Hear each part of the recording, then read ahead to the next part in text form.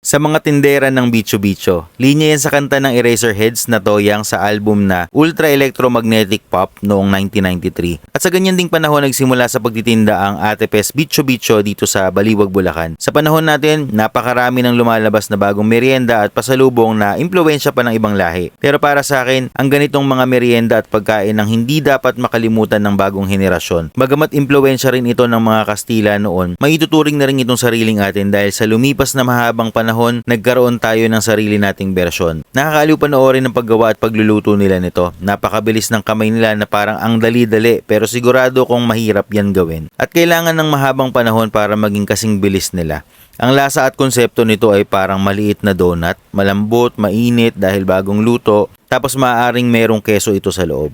Nilalagyan din ito ng powdered sugar at table sugar na parang normal na Pinoy donut. Nasa 3 dekada na ang Ate Pes Bicho Bicho dito sa Baliwag at maituturing na itong popular na kainan kasama ng iba pang Bicho Bicho vendor dito sa plaza ng Baliwag, Bulacan. Kapag nadaan kayo dito ay huwag niyong kalimutan na subukan at tikman itong Bicho Bicho na kilala sa bayan ng Baliwag. Ito ay produktong ipinagmamalaki ng Bulacan, suportahan at tangkilikin ang sariling atin. Salamat!